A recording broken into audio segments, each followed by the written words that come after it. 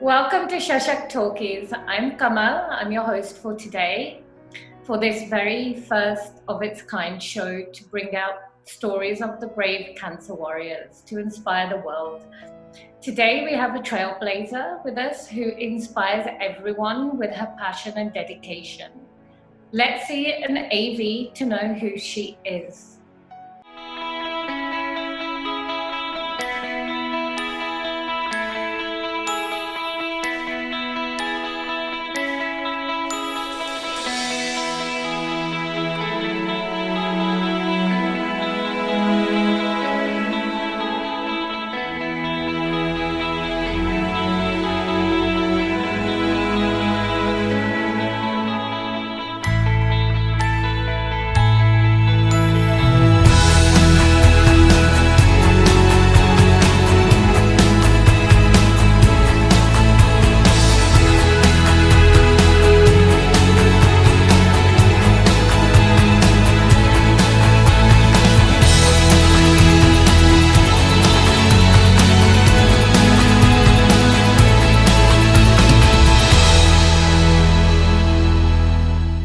Hi, Dr. Rohini.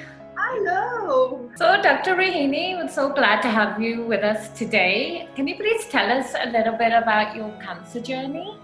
My breast cancer journey started in July 2002. And to be very specific, it was 20th July 2002 afternoon. And that afternoon, was absolutely turned out to be a life-changing one. It divided my life before the afternoon and then after the afternoon. It was 2002, July 20th. In the afternoon, I was doing my breast self-examination. And then I thought that why my one rib is being abnormal. And then I made a repeated self-examination. And then I knew, no, it's not a distorted rib, abnormal rib. It's something, a hard fixed nodule in my breast. And I tell you, the diagnosis was absolutely crystal clear in my mind what it is. And that is the day when I was diagnosed as breast cancer. And now, after 18 years, I feel fortunate that I was diagnosed early. My breast cancer was detected early, and I had a wonderful outcome for the treatment. After 18 years, with wonderful breast cancer treatment, here I am talking to you. And with all that I can, I emphasize that early detection is what makes all the difference. That is what is my cancer journey. I'm so glad you're with us here today, sharing. So, being a gynecologist and a breast cancer survivor, could you please tell me how the chemotherapy and the radiation affects your health long term? Yes, this has to be understood very well, because when I am moving in society and so many people are meeting me and talking about breast cancer, the moment they get diagnosed with breast cancer, the first and foremost is they are tense about the surgery. Second, there's a big taboo and big fear about chemo and what side effects it's going to have. They're going to lose their hair and all these things. Before that, I would always like to tell that cancer is basically what it is, unlimited or unlimited division of cells, and which makes a heap of cells and which is called as tumor. And this is why, because these cells somewhere they evade the inhibition for the growth, they evade the natural death of the cell, and then they go on multiplying. And this is where the chemo and radiotherapy work. They somewhere slow down or they damage the DNA of the cell, the inner core of the cell, and then this whatever damage they cause is irreparable. And then they slowly they stop dividing, then they die, they disintegrated, and then they are excreted out of the body. This is what one should understand. And then we know that yes, chemo and radiotherapy, they do have a side effect which are at times really frustrating to the patient. But then one should understand that yes, they do have the side effect, but then they save our life. So their importance in the cancer treatment is not diminished by their side effects. But then most of the side effects, they are for a short term. Well, thank you for shedding a light on that. It's something that I didn't realize the extent. So thank you. So, being a single mom and a gynecologist, your days must be quite hectic, like your schedules. What inspired you to go above and beyond and dedicate your life helping others? Kamal, it takes back to me to those days when I was diagnosed. Yeah, as you said, I am a single mom, and it was something really difficult and different for me. And my son Aniket was 8 years when I was diagnosed. So a small kid, he was going in third standard, and that was the time when I was struggling to settle in my professional life. It was a struggling period for me, and being a single mom, I was struggling to keep my son secured, comfortable, and guarding his childhood. I wanted him to have a very natural and normal childhood too. And suddenly one day, this struck me. And at that time, for that my child Aniket, I was absolutely a superhero to him. He used to always feel, whatever it may be, my mom is able to do it. He calls me mom. मेरी माँ तो सब कुछ कर देती है. So he had that confidence in me, and but naturally he was my world, and so was I to him. And when this was diagnosed, I was not scared about myself. I was not scared about the disease. I was not scared about the outcome. Then I was scared how I am going to protect this small kid. He had never seen me so low because chemotherapy and the treatment really brings you low. So I was always worrying then how I am able to protect him, and how I would be able to convey to him that why mom is sometimes low, why mom is not looking well, because children are very observant. And when all these things were going on, I realized that how it is to manage my profession, manage my disease, and son. And when I came out of it, I thought that I should be working with the people and supporting the people who are not having a favorable outcome. Because I had a favorable outcome, I was always thinking of the people who have a late diagnosis and who don't have a very good outcome with the treatment. And then that is how I joined a palliative care center called Snehanchal, and started working and being with terminally ill cancer patients. We take care of terminally ill cancer patients, not only breast cancer, but then all cancer. It is meant only for terminally ill cancer patients. And then I got myself certified from Tata for taking care of these patients, palliative care. And then when I was working with them, now next step, I thought that I should be with them who don't have a favorable outcome. When I was working with them and making them comfortable, I thought, why not to limit the disease before it limits us?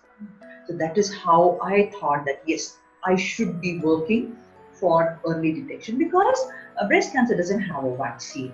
It's only the best protection is early detection. That's what was in my mind, that how I am protected. I got my life, beautiful life. That is what I was thinking, that yes, I would be doing that, because here in India, although the incidence of breast cancer is less than the Western countries, but the survival rate is quite low.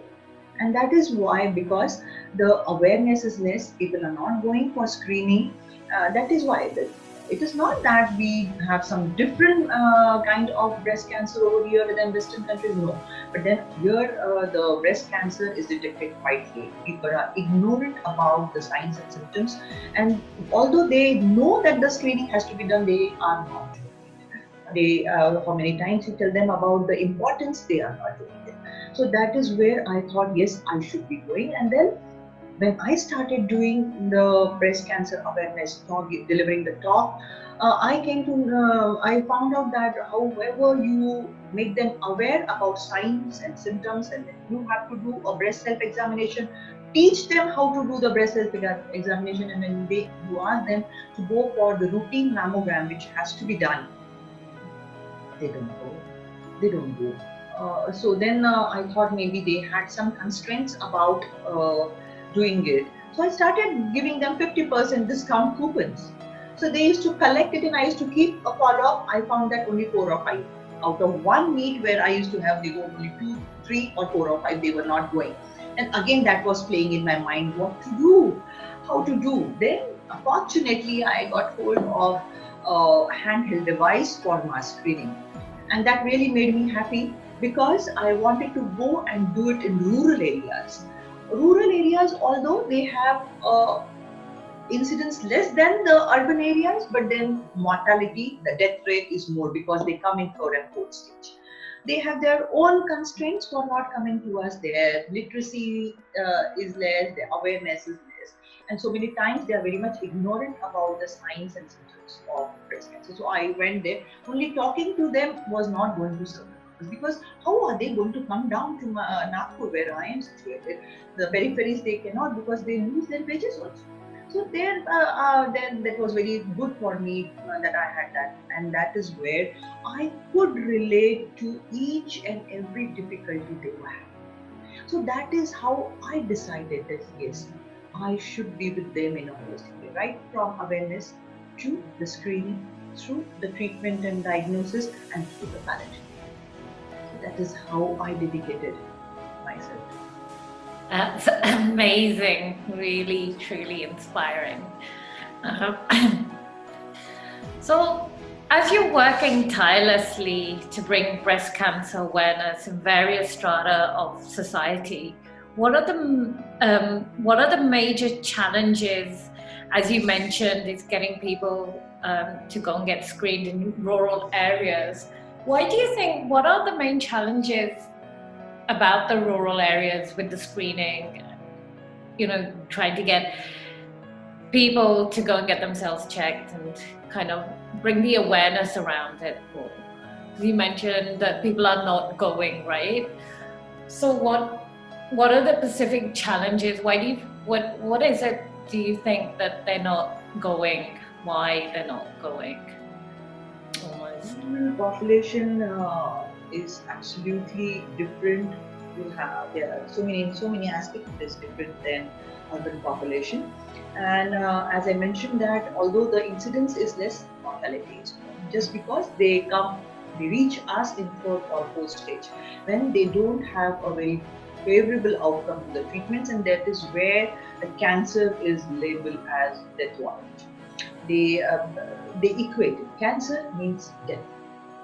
Absolutely, because this is I laugh at it now, but then I tell you, when I was diagnosed with breast cancer, and a few people who were coming and meeting me, believe me, their faces were like, my expiry date is written on my face. And then they used to be with tears, and I used to tell them, no, please don't cry, I am going to be alive. Yeah. It was, and they used to sit and look at me with, maybe they will not see me again. Or sometimes I tell them that they used to come and sit in front of me, like it is 13th day of my death. We have some rituals. I used to always tell them. So not only the rural, but then urban population, of a few of them who were coming, they used to be with a sad face. Means they were also, making that cancer means death. So it is like that. So rural population, their literacy is low and their awareness is low, and their accessibility is also low. But although government has really worked on it, and then they are now having very good programs. But when I started learning that, it was a problem. And if suppose I labeled my camps as cancer detection or breast cancer detection, believe me, they don't turn up. They will not come. They will always say, हमारे घर में किसी को cancer नहीं है, हमारे घर में हमने ऐसे कुछ देखा नहीं है, तो हमको जाने की जरूरत ही नहीं है, ये हमारे लिए नहीं है. So they don't come. This is because out of fear. And they feel that if suppose they come, something or other would be detected. I always counsel them, जो तुम लेके घूम रहे हो रोज, उसी में से कुछ है तो हमको पता चलेगा, बाहर से कोई डॉक्टर नहीं बताएगा डाल के कि ये तुमको आ गया है, तुम्हारे पास है वही चीज तुमको बताई जाएगी. You have to counsel them. So what I started doing is I started labeling my putting my banner as health checkup. Yeah. So once it is health checkup, yes, they will come. And then I used to I counsel them, tell them that what it is, and make them aware why it should be done. Teach them how to do breast self-examination, because I've seen whatever people I meet and to whom I am providing the prosthesis, around 80% of them, 80%, yes, 80 to 85% of them, they are diagnosed by self-breast examination. We should not underestimate the value of it. Because these people, first and foremost, you are the person who will know that there is something different in your body. And then you will know that difference only when you know what is normal for you. Then only you will know what is abnormal for you. For that, monthly breast self-examination is absolutely very necessary. So I teach them how to do. They have got a lot of problem doing the self-examination. They are shy also that doing their own self-examination. So we have to tell them. And then secondly, when it comes to the screening part, they fear what it is. I'll tell you one incident. I am very fortunate that every year, Disha Foundation and Gondia, they organize a camp, and I am very fortunate that I am able to go to there with them to very interior villages, and those villages are natural villages. So first time when I went, I am very fortunate to have a mobile mammography unit of DIMS, Datta Medi Institute of Medical Sciences, Wardha. They are having a mobile mammography unit. So when I went to those interior village, I thought that I should be taking a mammography unit with me, because if suppose they have some difficulty and we, they have some problem, they are not going to reach us, because around 50% of them, they have not seen the train. Leave apart coming to Nagpur, they have not, it's a place away from Nagpur. So I took the mobile mammography unit. Can you believe, when we asked them to go into the van for mammography done, they thought that we would be putting them inside the bus and taking it up. We are going to kidnap them and go, because that is an accident area. So we had to ask them, the few people from their community, to come inside the mammography van. They entered from one door and they came out of the next door. So that is how they agreed to go. Otherwise, they were not ready to enter the mammography unit. Wow, absolutely not. So that is how we face the problems. And secondly, if suppose they see that handheld device, first thing is that they feel that we are going to incise them or cut them somewhere. No, this is not. Then we have to show it on our own self that, see, we are doing it, there is no harm, and then only they are able to do that. And then once they have some abnormality and we ask them to go for further investigation, they are worried. So when they know that I am a survivor and I got my detection early, and now I am having a wonderful life and I am normal with the treatment, it doesn't mean that you have to die if you get a breast cancer. So then they are somewhere comfortable, they gain some confidence, they lose their fear and they come out. And this is how, rural population, you have to be. But the most important is, when you arrange the camp, they are working in the farm. They have to lose one day wage for coming to me. But then if suppose they are not, they cannot part with half day wages also. So in that, we have to make 4 or 5 ladies a group. As they come, we have to do it fast and then send them, and the next group comes. So there are some few things you have to plan in a different way when you go to the rural population. That is how a rural population screening and awareness is. Wow, it's quite intense and there's a lot of planning that goes into it. I suppose sometimes you don't think about these things, right? About the wages and them coming away just for a day, and even though they know that could save their life, so they'll be working for longer. But I totally can kind of understand. So, tell us something about your initiative of Knitted Knockers India. I love that name, by the way. It's amazing.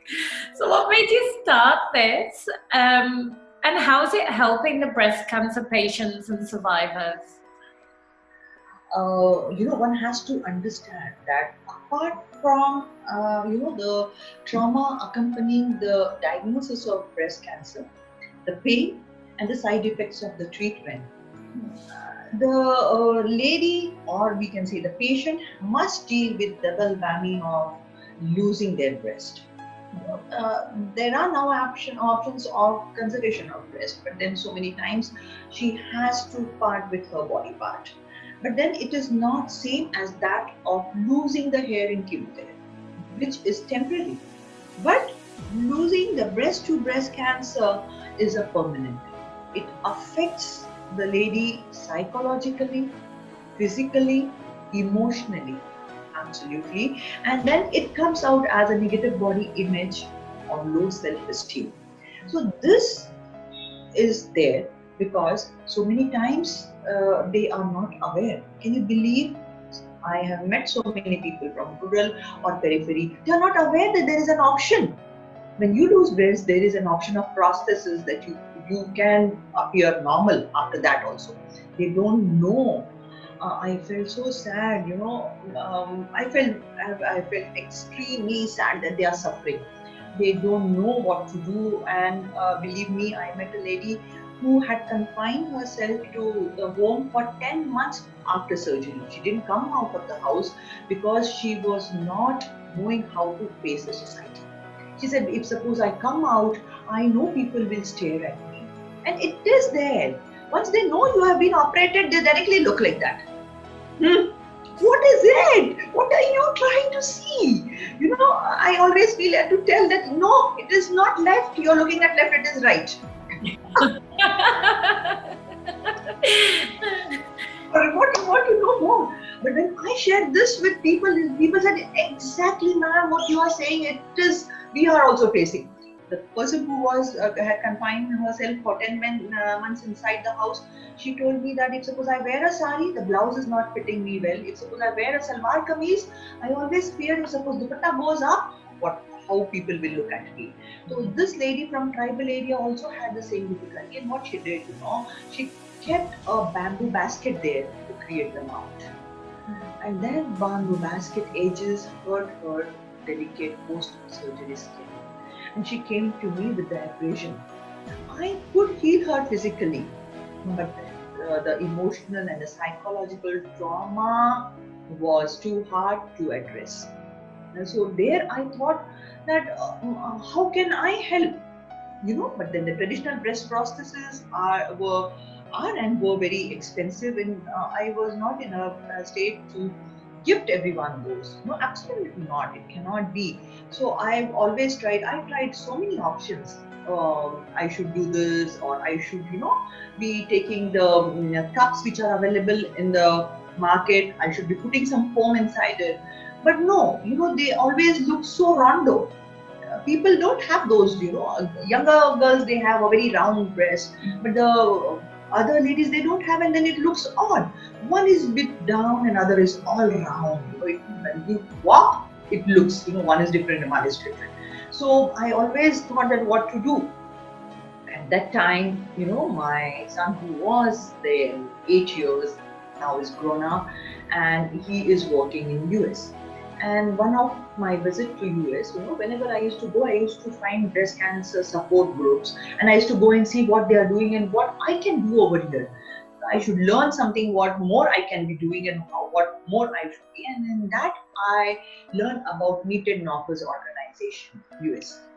And then I contacted the founder of Knitted Knockers organization, Barbara Demarest. I talked with her, I gave a call to her, and I said that I wish to learn it. She said, okay, fine, we have videos and you can learn from it. I said, no, I left knitting and crocheting long time back in my school days, and I want one-to-one to teach me. I was located at Tucson that time. And I said, do you have anyone here? So she connected to me, and it was so kind of Barbara to connect to me to a wonderful human being called Dale Anita. Oh, she's so good. She taught me. She made me sit me in front of her. She taught me, and that is how I learned to make knitted knockers. And before I came back from there, I knitted and gave knitted for Dale. She's also a breast cancer survivor. I knitted for a friend, and then when I came back, I made my sister-in-law learn, who was my caregiver during my that phase of breast cancer treatment, and one of my friend Keka, who is also a breast cancer survivor. So three of us, when I came back, three of us started. To begin with, it was three of us, Malti, Keka and Rohini. So we three started doing it, and then later on we approached so many people. If suppose you are knowing crochet, will you be able to join this? And last year we had a wonderful Danutsav. October is the breast cancer awareness month, and first week is called Danutsav week. So we had a Danutsav, around 100 knitters and crocheters joined us. Oh. And yeah, we had a knitathon and crochet-a-thon. We knitted whole day, and we also donated it to the survivors who needed it. And that is how, when we started here, now we have some, in Nagpur we have 20 of them, and then we have others also. Now our volunteers are all around across India, and we are giving these knockers, posting these knockers, couriering it them, as well as we are going to government hospitals and can you believe, every week around 15 to 20 breast cancer survivors are waiting for us at government hospitals. Wow. And then it is really something very typical what they say. They say, वो madam आते हैं ना जो हमको कृत्रिम स्तन देते हैं. How sweet! I just want to hug them all. Oh, they are so cute. So, and then we meet them and we talk to them. We counsel them when they know that yes, me and Keka, we both are breast cancer survivors and we are doing so well. Somewhere they get the confidence that yes, they would also be doing well, and there are so many queries which are not answered to them, and they are all in tears when we give them with the knockers. They say that हमको कभी नहीं लगा था हमारे बारे में कोई सोचेगा. This thing, they are also happy, and so many people across India who are using silicone breast prostheses, they do have some problem with them. They are heavy, they are sweaty, but then this knitted knockers, this can be customized according to individual need. Those are washable, made up of 100% cotton, filled with hypoallergic polyfiber, and they are very soft to the skin, and they can be used immediately after surgery. And most important, we gift it to them, we don't sell. Now I'll just show you one. If you are, they come in various sizes. This is smallest size, this is one, and this is knitted one. This is a knitted one, and this is a crocheted one. Oh wow! And this, somebody who has crocheted and made a small heart. Oh, that's adorable! Yeah. And this is a bigger size. Yeah. We get it on all sizes and all colors. This is a cute one. Oh, so pretty. Through which, we fill up the fibers and we can customize it. It is this is a round one, but then one who has a sagging with age, this upper fullness of the breast goes on. So we can remove the fiber, push it down. Okay, yeah. This is how you can reduce the upper fullness. So it gives a very natural look. Yeah. So this is how the traditional breast prosthesis, you cannot customize it in that way.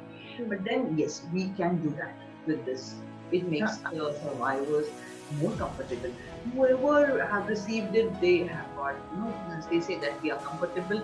Few of them, they put us the message that you have given back my natural self. That really makes me. Their smile is what makes everything, tells everything. This is how is Knit and Knockers India.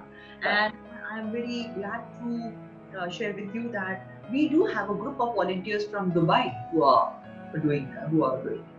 So not only India, we are crossing this thing also.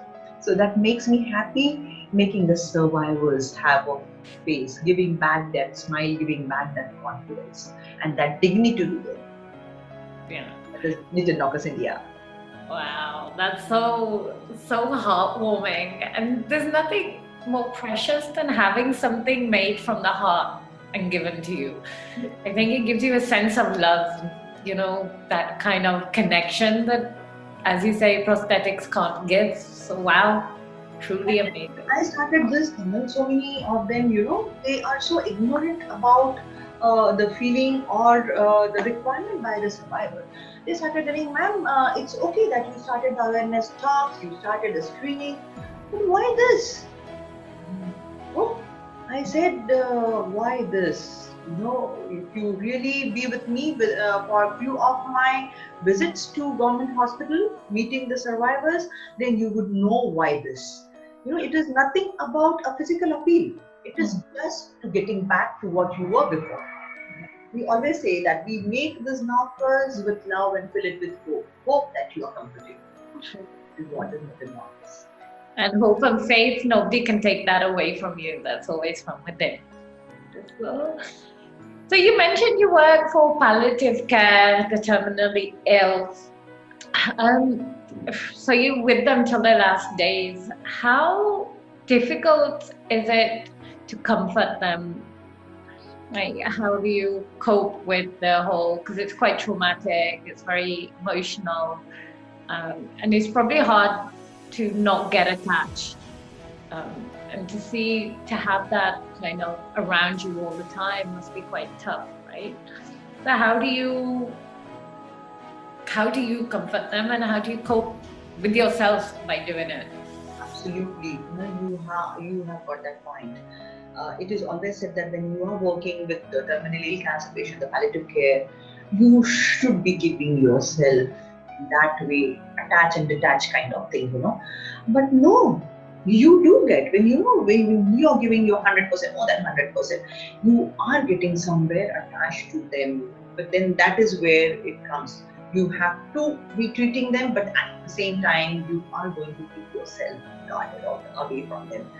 I always say that these patients, this terminally ill cancer patients, what we are treating or caring for them in Snehanchal Palliative Care Center, these patients have a special needs, and these needs are to be specially cared for.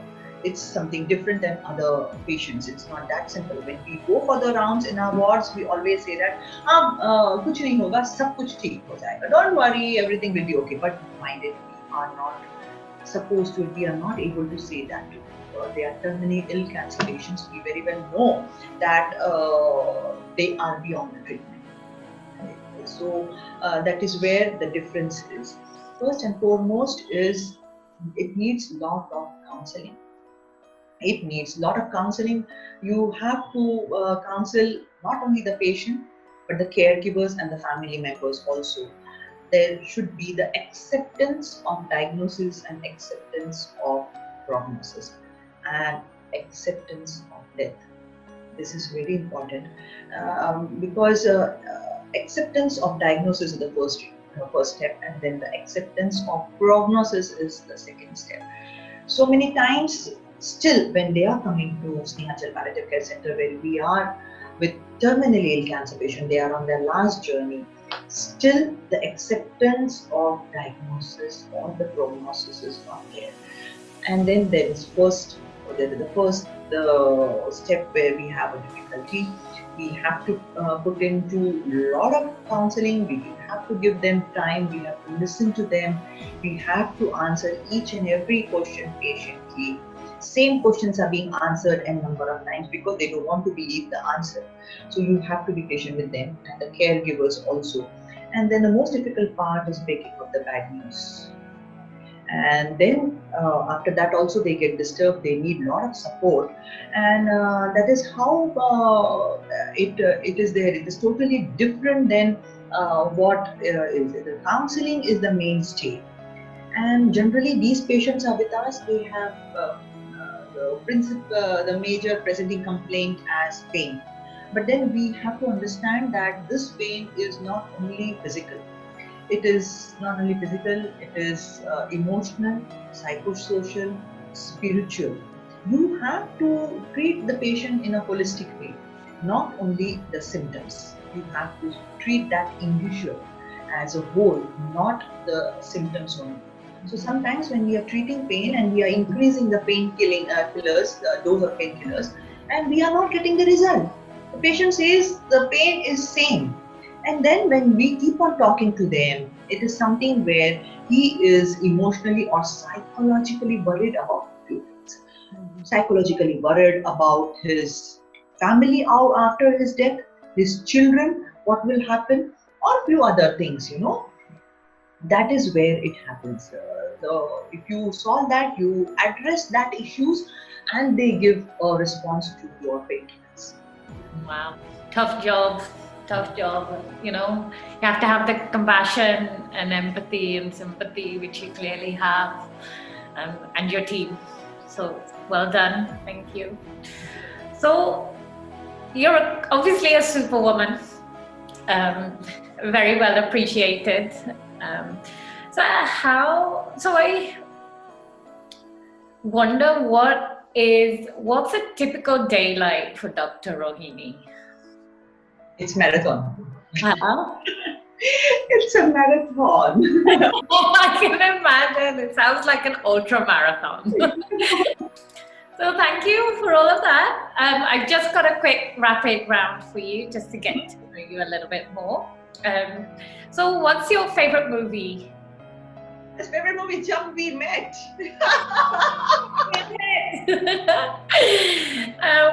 What brings you joy? My dog, my plants. Yeah. So what's your guilty pleasure? Oh my God, everybody will only know that. Oh, what is that? Think of me.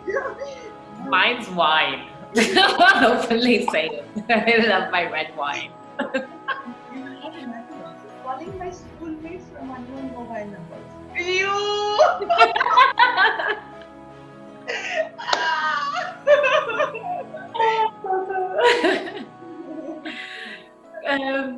So what's the most courageous thing that you have done? Oh, I have done skydiving. Oh, I feel that is most courageous. It's an amazing thing to do. I love it. And what's your proudest accomplishment? Oh, my proudest accomplishment is raising and grooming Aniket to a wonderful human being he is today. I feel that's the most achievement of my life. That's amazing. What's your favorite book? Oh, Not Without My Daughter. Huh? Not Without My Daughter. That is my favorite book. Oh, I've not read it. Who's that by? Betty. Oh, I'll look it up. Really good. He's good. So who's your role model? My father. Oh, cute. He has gone a long way. I really appreciate, and I just want to be how he was. Oh, beautiful. What's your fitness mantra? My fitness mantra is always try to be better than what you were yesterday. But at the same time, love who you are and how you are. True. Self-compassion, you can't beat it. The best gift you've ever received? Oh, Benny cap by my son. Aniket, he made it for me. And he had sent it from the US there. Oh, he made it a very cute Benny cap for me. Who's your go-to person? Aniket. Pardon? Aniket, my son. Oh, that is so sweet. That's nice. Great to hear the love and affection and togetherness you have with your son. It's really beautiful. So that was really fun. Thank you. Do you have any words of wisdom or any advice you would like to give to our viewers? I would always say that for breast cancer, early detection is the best protection. Please go in for regular breast self-examination and regular mammograms.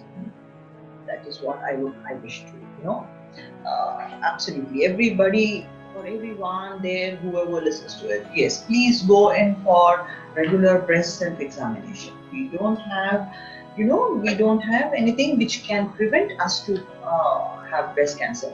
Early detection is the best protection. That is what it is. And never give up in life. You are always stronger than you think you are.